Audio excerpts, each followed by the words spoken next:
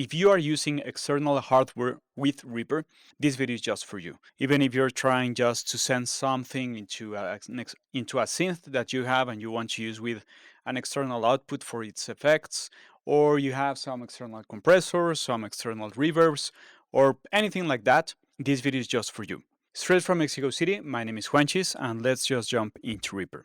So as would most of us would just do it is, we would have some audio inside Reaper or some audio coming into Reaper through our audio interface, and I would probably just view the routing and ins and outs for the current or last touch track, and I would just create an external hardware output. And in my case, on my output number 6 mono, first you will see the list of all of the stereo outputs, and then you will see all of the mono outputs, and then some digital ones.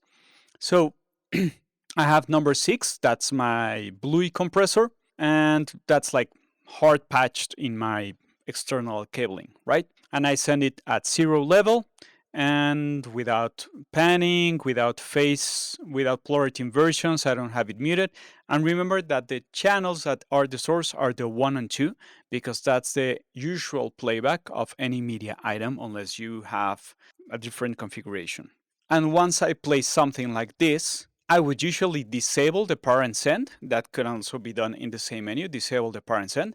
But of course, remember that you have 3 small lights right here.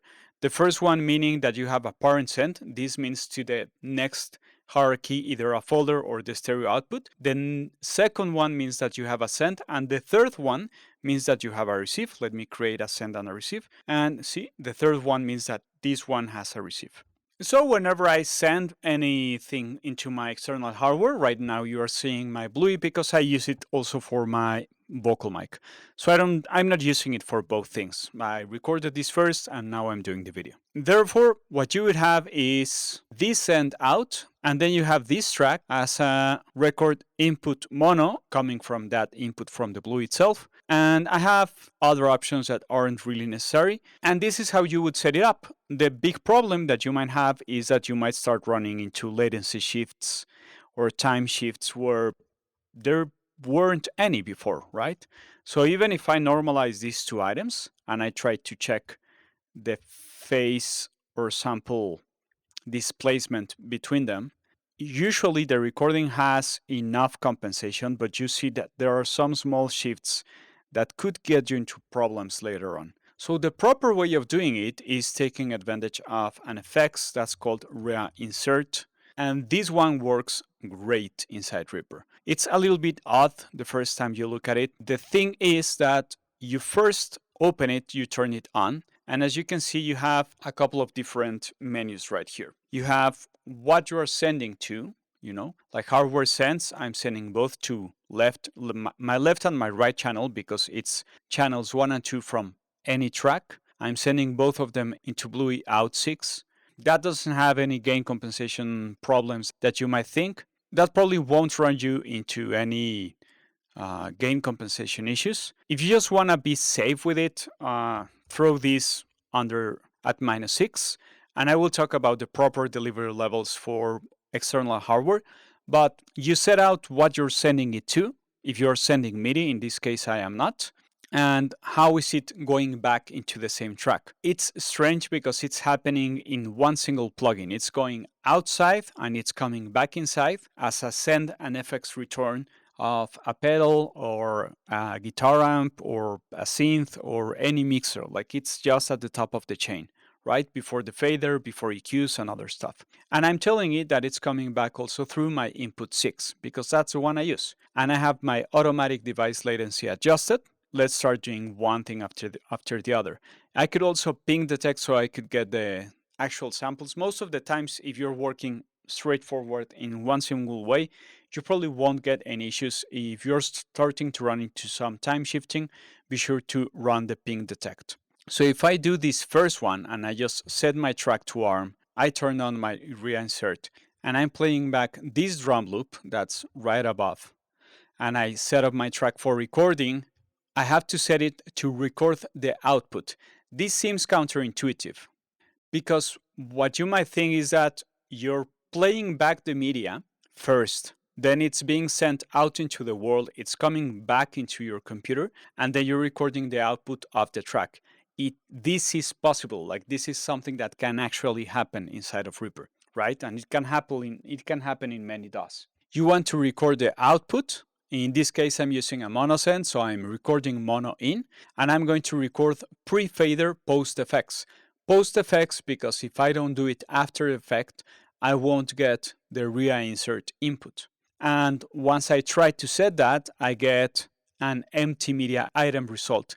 Because the main problem with this setup is that this is not being played back. The first media item is not being played back, so I'm not being able to record anything. That's the wrong way to do it. If we start moving up, you will see again up here the name of the track with every single characteristic that you have to set up so you don't get lost. Let me make it a little bit bigger. So I have a send through the Reainsert pre-fader with no latency compensation, right? That means that the latency compensation inside the Reainsert is not on. And look at what happens right here. The amount of shifting that I get is super bad. If I change my transport into minutes and seconds, you will see that I have a 40 millisecond delay, and that's really unacceptable. If I go into the next one and I have my latency compensation on my Reainsert, you will see that that phase shift is no longer on, but again, it's oddly displaced, right? Even this first one is sort of strange, like it's kind of moving here and there. So that doesn't make any sense. But once I go into this option where I have my delay compensation on my Reainsert and on my right-click menu, output, I have my compensate input latency when it's record output, and I have the rest of my options that you can see on screen. And I also have my monitor track media when recording. That means that it's going to play this file and it's sending that into Reainsert, and then I'm recording this second file with that delay compensation. And this last one is the proper best way to go. I'm also taking advantage of the options, then new recording that overlaps existing media items. It's going to create new media items in separate lanes, layers. That way I can just start treating these as lanes. And if I want to create any sort of new comp, I can just right click and comp into a new lane, and I can start doing my comp as usual. So for example, I can double click this and I would take advantage of the pencil and use this and use this and use this.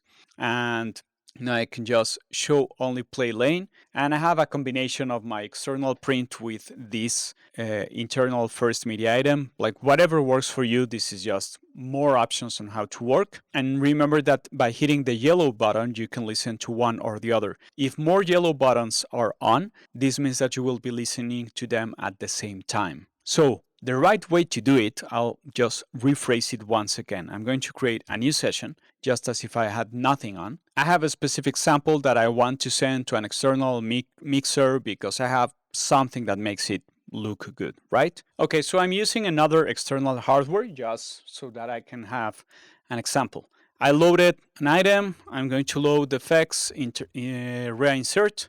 We don't need the track manager anymore. Let's make this one go down here. And you know what? Let's make it even like more sense visibly. So I'm going to play back the media item. It's going out into the world. It's coming back from the outside world. And this is the return level. And it's coming back into the track. I hope it's easier for you. Now, if you're scared about feedbacks, and you should be, just take any measures that you want so that doesn't happen. And I'm going to lower the output of Reaper. I'm going to send this, I told you, into Bluey out 6. I'm going to lower the level, but because of pan loss, I shouldn't have any issues. I don't mind, like I can push this as much as I want into my external hardware. Then I'm re-recording back that into my Camden L because I don't need a dual input. For this case, I'm making it mono just because. And I'm going to ping, I'm going to make it recalculate the latency. And now that's pretty much adjusted. Even if I change my buffer size, for example, let's go to 256. Someone asked about that script. This one is called set block buffer size menu Lua. You can search for that. So I'm going to ping detect again this, and you see it already changed to 576. It's been pinged and it's -3 samples, but it's switching as I move my buffer size. Like there's no magic or nothing strange happening here. Now, what you want to do is that usually the common practice or the best suggestion practice for this is that when you're going outside into analog world, you want to be hitting around -18 full scale, dBs full scale. That means these ones right here. You want to be hitting here. You can push these like even to -12, that's fine, but it depends on what you're pushing into. And the point being is that so you don't overload the analog system, because that's an analog system. You don't have 32-bit floating point. It's an analog system. It has a limit on how much voltage it can handle. So if I play this and I have my option on my mouse where I can see that my peaks are -10, -6 sometimes. Let me see which peak is that one, -3 even. You could normalize the item to be hitting a true peak of -12. So that's the spikiest part of it. So I more or less brought down the level. You could also bring down the MIDI item, but I can just reduce the send right here. I'm more or less bringing the level into a healthy level. And now I'm going to hit play. I will not be able to speak because it's coming through the same channel of my mic. Like that is coming from the same channel of my mic. So you see the levels.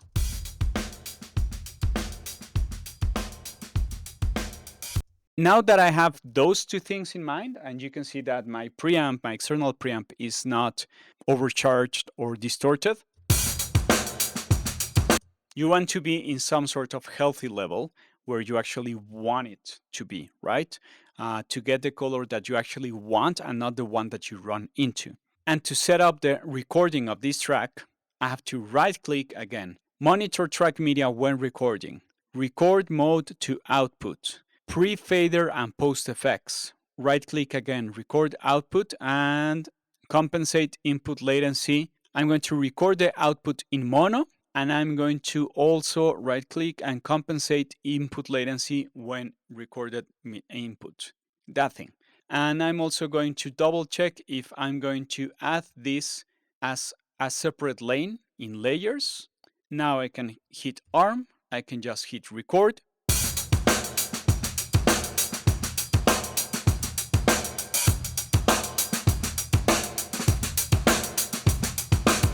Remember that whenever you are seeing two yellow circles, you are listening to both of the things at the same time. So I can just have this one. And the most important thing is that you want to disable Reainsert once you have your print done. And I'm also doing one last detail because I always want to have the full tail of whatever I did. I'm going to fade my items out from cursor by using a shortcut, and everything's lined up. Everything is right where it should be. This is the best proper way to do send outs and re-recording from Reaper.